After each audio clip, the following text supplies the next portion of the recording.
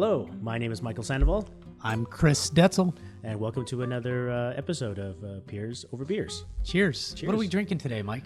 Actually, I Michael? cannot tell you. I You don't know? forgot. Oh, it's from Pedicolis. Yeah, I got a In picture Dallas. today, so maybe I'll post that on our Twitter. Oh, yeah, I should be posting in the show notes what beer we're drinking. Yeah, I I agree. keep forgetting. I think that's a great And I idea. always try to find something in Dallas. Yeah, it's. I don't know if it's the same thing we drank last time, but Oh, no, it's a different one. oh, okay. And I forgot which one it was called. But so far, the ones we've had have all been IPAs. Oh, well, they're excellent. Yeah, they're quite tasty. I start feeling tipsy after the first one. Quick, let's chat. Let's before start that talking. happens. So, Chris, we were as we always do. We kind of do a little bit of a pre-show prep to talk about Yeah. what's going on. And you had brought up a couple things. One was open source communities. Yeah. What did you have any? It sounded like you had some interesting questions around open source. Yeah, it's interesting because maybe I just didn't know this about you, or maybe I did and I didn't pay attention. But I keep a lot of things secret. But something that's intriguing to me is open source or developer communities. And I know that you've started from scratch 2 of them, right? Yes, I did. Oh, okay. And I just have a lot of questions around some of the. I've never started a open source community, and I feel like that there's a lot of people that. I'm talking to a lot of community managers out there, and there's several that are developer community managers or community developer managers or whatever they call them. But so it's been intriguing. So my community that I'm building today is right now a support community. The one that we built at Rexel, we built 3 communities. At least 2 of them were support communities, and even the French one was support. So my question really is, there's got to be a huge difference. I would love to kind of know a little bit more about, one, how you started, what your strategy was, what problems were you trying to solve, all those things. Like I just want to know what the biggest difference is. Yeah, that's a very good question. A lot of questions. Yeah, no. Let me see here. Let me step back. So on the open source community, to me, they're the most fun to work on because more than likely you already have a community of individuals who are already rabid fans about a thing. And when I was working at Texas Instruments, we had just started germinating a new board, an open source board. So this is what the whole thing was about, called beagleboard. And it was developed by, I hope I get his name right, Jason Cridner, I believe. And he and himself from scratch developed the board himself. I believe him and some team members had put Like it he together. developed this board. It wasn't on a platform or anything like that. Yeah, well, it was on the TI platform, but I mean, he put the whole board. So imagine, if you will, an entire computer on the size of a 5x6 card. Okay. And so it was quite impressive. There are other boards out there like, it's a real famous one. It's on an AM. Oh my goodness, I'm drawing a blank right now. A Raspberry Pi. It's a very famous kind of open source. I've heard of them. board. Yeah. So kind of in that frame, it's on a different. At the time, it was on a competitive technology. So we had developed one at the same time. And what made Raspberry Pi unique was not just the product itself, but it was the community of rabid electrical engineers and developers who provided all of the content for that board and its support. So it wasn't all the company had to do, or all the group of people did, was just to create the baseboard, and it was manufactured and sent out to Ether. You could buy it, but you would actually go to the community to download the software, the open apps and the like. And then if you had problems, you had a whole community of people to help you out with. So it wasn't just people that were employees. It was customers or just people using the open source, developers using that open source and contributing to some of that, right? Exactly correct. Okay. I mean, just think about your day job, and then you'd come home at night, and you would log onto your machine, and you would start working on code for this particular platform, and you would not get paid for it. The company that you worked for probably wasn't going to recognize you for it. You just did it for the good of the community, which is pretty impressive. Although impressive, do you think family life was hurt at all in that? Well, I mean, it kind of reminds me of these stories that you hear of people playing video games and their spouse gets pissed off and divorces them and all this crazy stuff. So I don't know. Well, I cannot speak to that. I will imagine that this is probably at some level a hobby that does interfere with maybe someone's personal life from time to time. We all have those crazy hobbies. You could be a train collector, for God's sakes, when you have your own train set in the bottom of your That's kind of basement, which is a completely other conversation to have. Did you ever have a train set? We let's not talk about that in this podcast. Okay. We digress a little. Yeah, but yes, I did, and that's a total other funny conversation to have. I mean, just think about the amount of content that was created by these engineers to the board, right? Yeah. So you kind of wanted to harvest that. So the way Jason at the time had done it, he had developed a board, he had a few prototypes developed, he would go to some of these open source conferences and go to customers themselves, and he would slowly get people excited about it, and say, hey, can you help me out? Can you help me out? And finally he got a small group of individuals, right? And through his own capabilities, kind of did this, mini open source community on himself, right? I think it was on Yahoo groups and some other stuff. Oh, okay. And I said, we can help you out. I can help you out there, right? So that's when I helped him out on figuring that out. So what does that strategy look like, right? So one. Wait, when you said you help him out, were you the community manager at the time? What was your role at TI? It was TI, right? Well, yeah. When I was at TI, so I was already in a community. I was already a community manager role, so I was a community expert at the company. Okay. And so at that time, I had also worked with another colleague, Philip Parker, who was the market communications manager there. And together we kind of because the other thing that we needed to do with the board was bring it to life. Yeah. And it did not have a persona, right? So when this is the interesting thing about communities, right? Communities themselves is just it itself is also a persona. It's a person, right? And when you interact with the site, you think it's just the site, but it's the collection of people itself is a person, right? It's Absolutely. The persona, right? So in that we had to develop who is this persona, who is this thing, right? And so we developed with his help, we developed what this looked like, right? So I remember drawing what the logo would look like, on freehand. I went to like iStockphoto.com and started putting some stuff together. We were both dog fans, and we still are dog fans, and we thought, the most friendly, most approachable dog out there is a beagle, and this has to be the beagleboard, right? I mean, that's kind of how beagleboard. I love it. Yeah.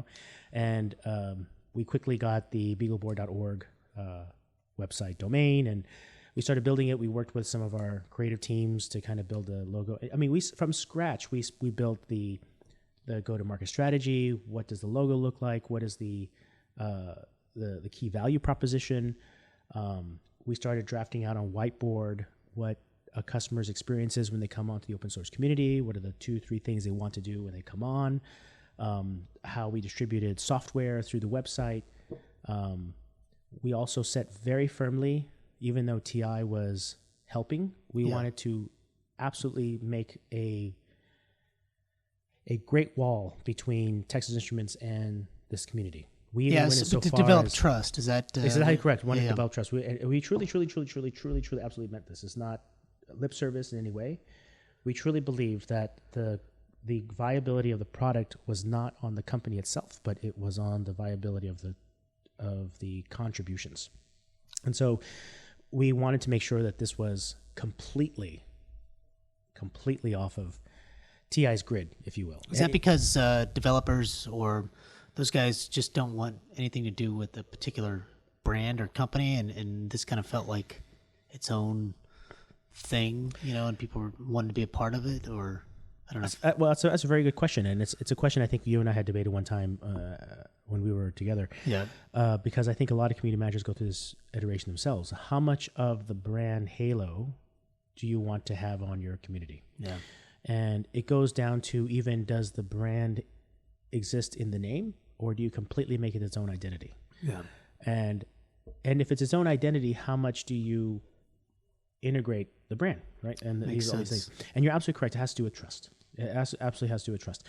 And you want, and even today in today's privacy policy stuff, right? You're thinking, oh my God, if I give this my login information to, the big man, they're going to be using my information for something else, right?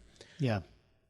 We even built firewalls so that the contact databases never touched TI's domain. They were completely sealed. They were in a different site. The servers were not even on TI. We did everything we can to make sure that this was completely an open source, solely supported by the good people who are logging in. Moreover, when we created the login, we did the login that was integrated with LinkedIn and Facebook. Oh, Google. They had LinkedIn back then. Yeah, they did. LinkedIn. Way back when. It was invented just after the telephone. Okay.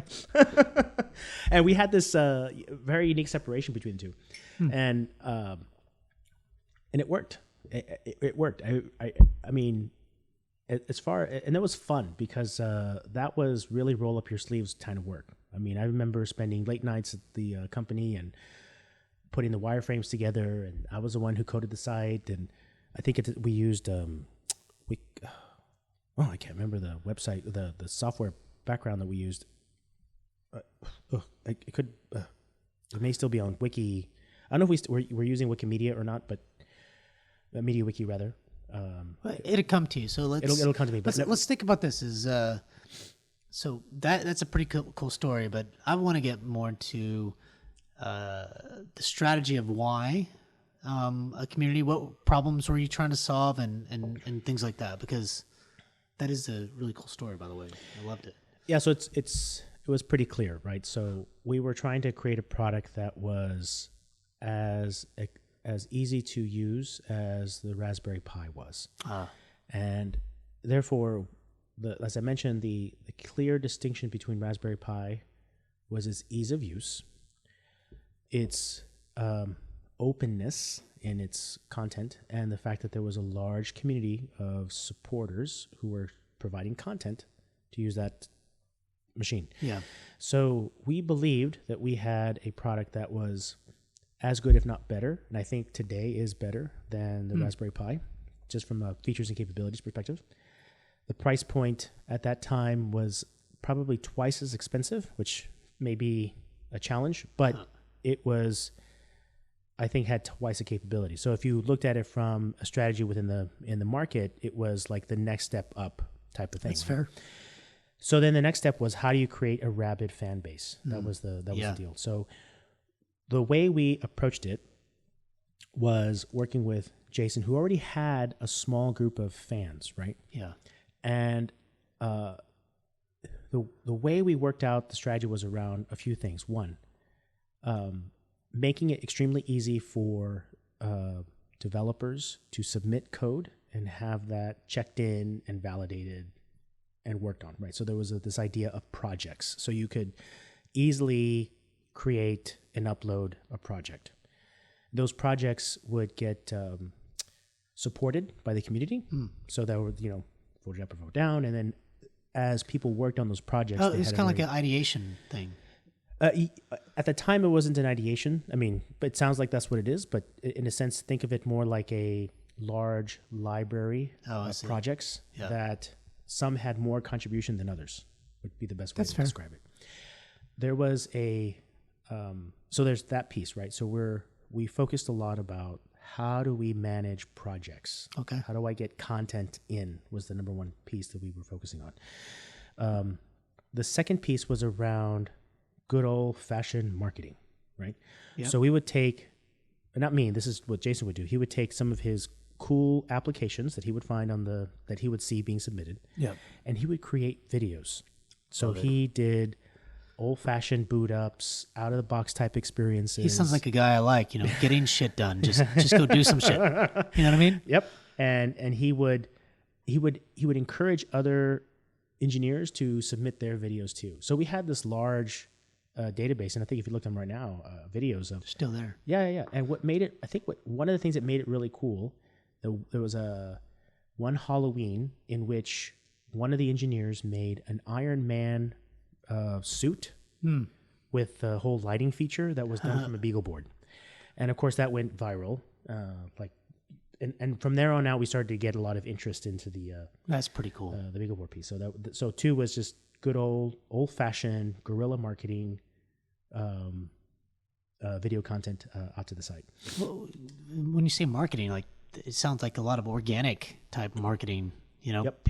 They just create some stuff, and then all of a sudden, people just catch on. And so that's a good question. So what was the marketing content look like? So this is where my good friend Phil Parker was really good about doing. So he was a guerrilla marketing master. So he would at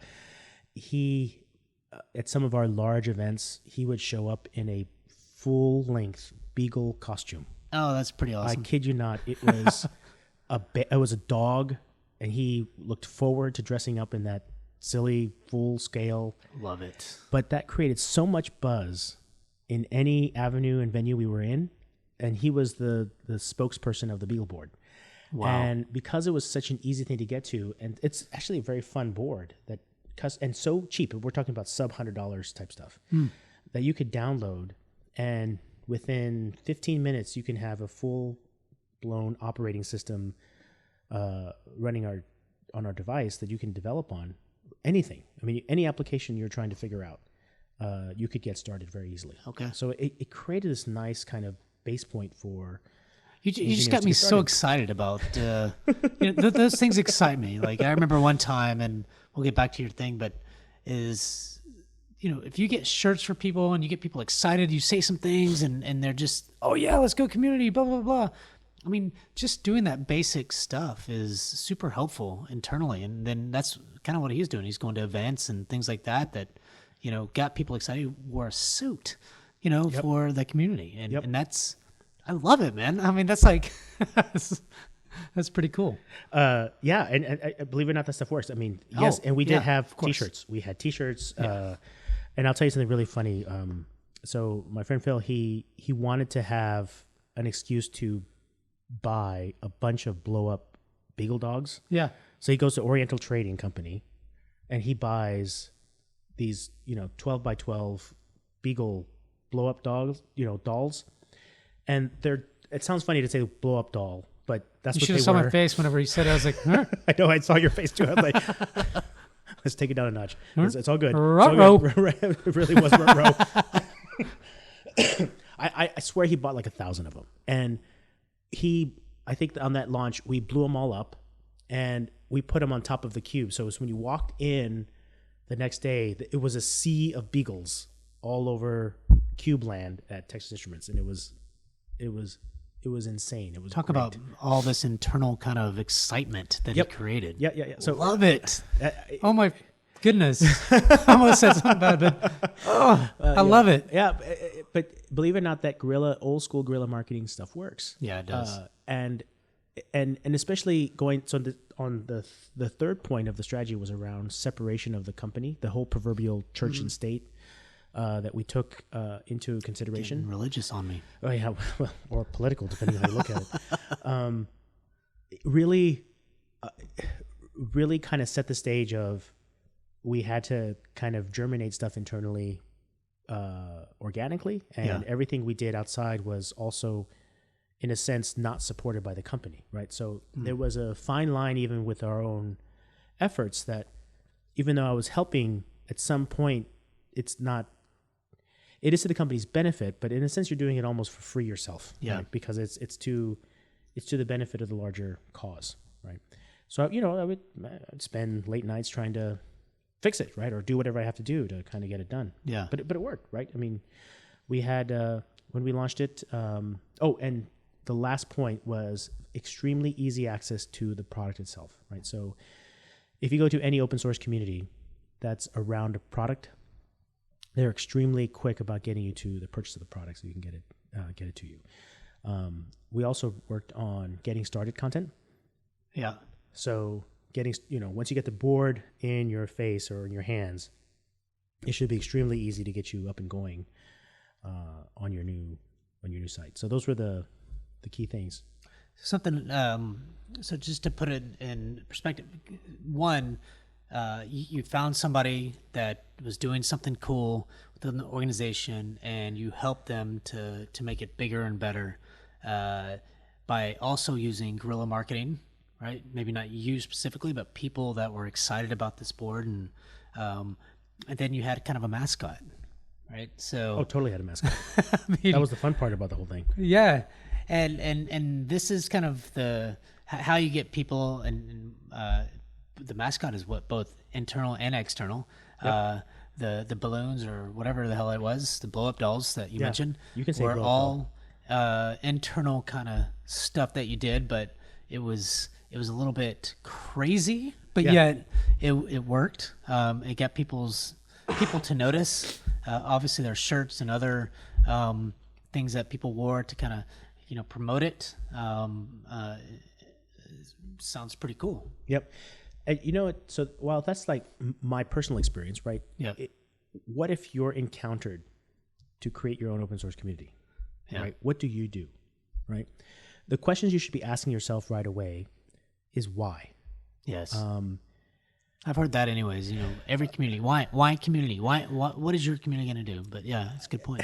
And I think a lot of companies love the concept of open source community because financially to the company it makes sense. You mean I don't have to create a support team? I don't have to create an engineering team. I don't have to go develop content for this board. I just kind of put it out there and people go do stuff with it. And contribute. Yeah. And contribute. When you look at it at face value, it sounds extremely appetizing.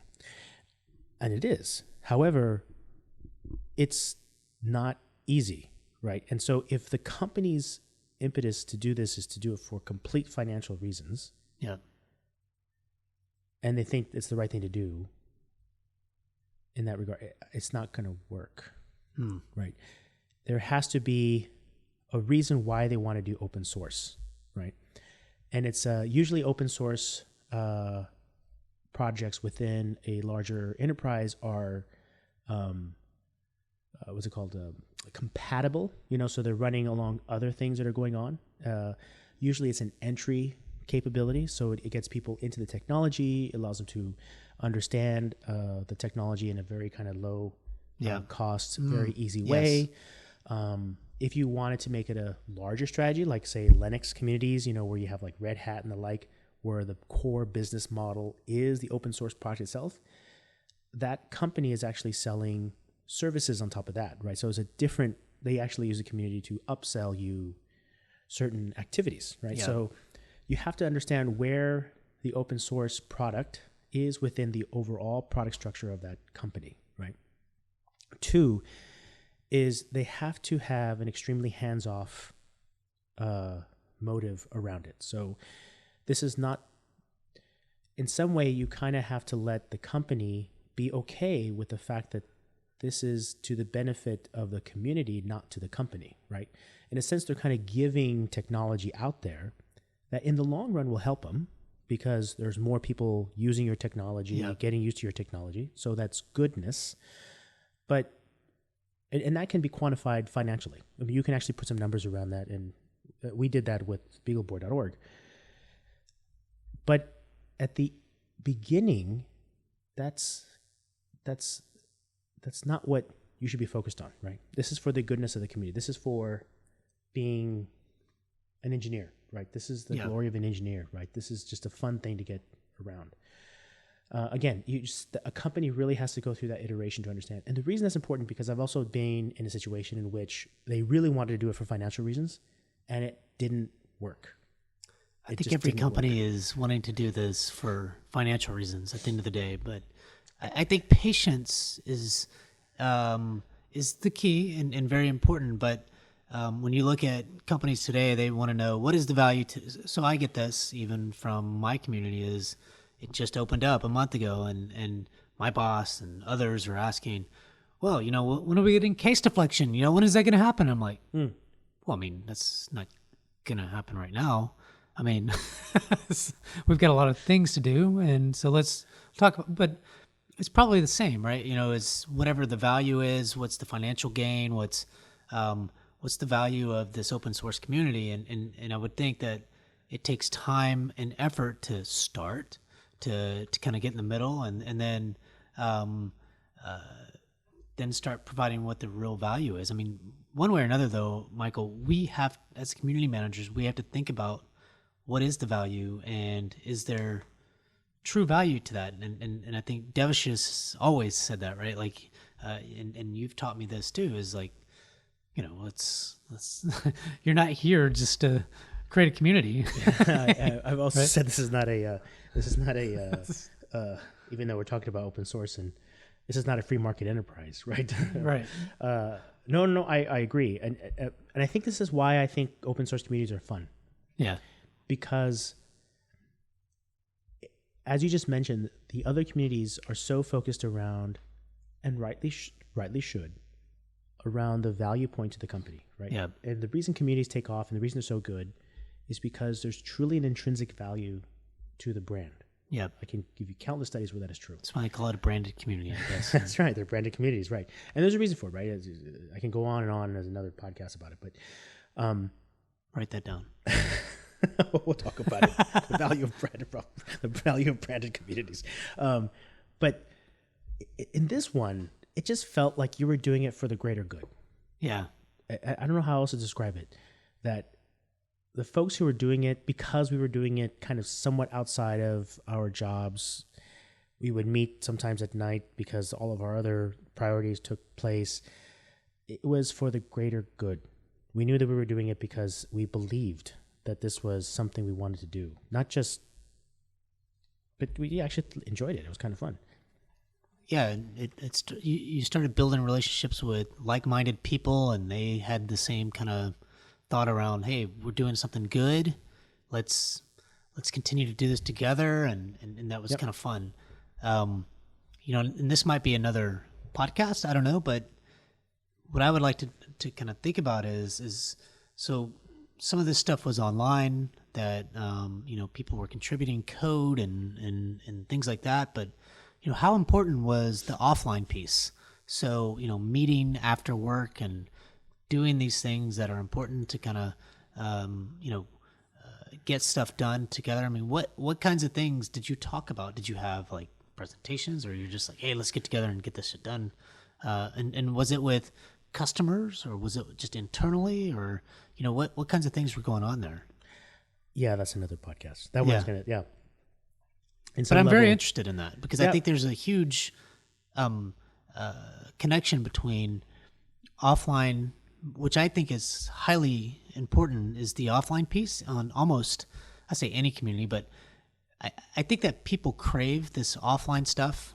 When I say offline, I mean meeting at events, or meeting for coffee, or meeting for whatever reason, a group of people, and talking about things that they're doing. So, whether this is a developer or a developer community, or peer-to-peer networking type community, but then how do you bring those conversations online too, right? And so I think by building those relationships face-to-face and maybe on the phone or teleconference, et cetera, is key. Yep. In fact, we should probably talk about that in the next one. Yep. Before we go, I wanted to help summarize a little bit of some of the strategy points about the open source community, right? So I think the first thing we kind of focus on, one, I kind of gave you a little bit of a short story about what we did at TI, beagleboard.org. You can go see it. It's still there. And it was around the product. Yep. Right? And that's number one key, right? So all open source communities have a product, whether it's a software product or if it's a physical product. That's exactly what it is. And more than likely, the company has or is using this as a catalyst for something else. Yeah. Right? Two,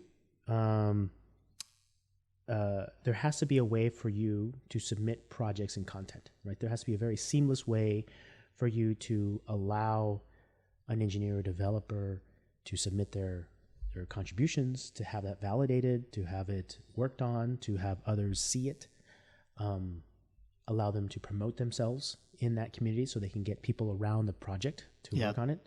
And that has to be part of the overall community, as well as the standard stuff such as forums, discussion points, discussion forums themselves. 2, guerrilla content, right? So this is the whole idea about just getting out there in front of people, right? And it Do you works. mean guerrilla marketing? Guerrilla marketing. My apologies. Okay. Guerrilla marketing. Yeah. The other piece that was important was the separation of church and state, as I called it. So the company must release itself from being any part of this open source community. If it does, then it sounds as if it's part of the community, right? It's not open source now. It's now a product of the company, and it makes it very difficult for you to have a non-partisan view of the content, right? So it just taints it in some way. And apart from that, just using your own community manager skills of how do you kickstart a community with content and, customer engagement and the like, those all still are required pieces of the job. But they're a lot of fun. And more than likely, if you were a community manager trying to start one, you're probably starting everything. So in our case, it was the brand, it was the website, you may have to actually code some of it yourself. That's how some of this... So you're saying I wouldn't be a good fit to build one of these communities? I'm just saying you're a very resourceful guy. You can find folks. I am good at that. Well, Michael, thank you so much. Thank you very much, Chris. And thank you very much for listening to another podcast of Beers Over Beers. Cheers. Cheers.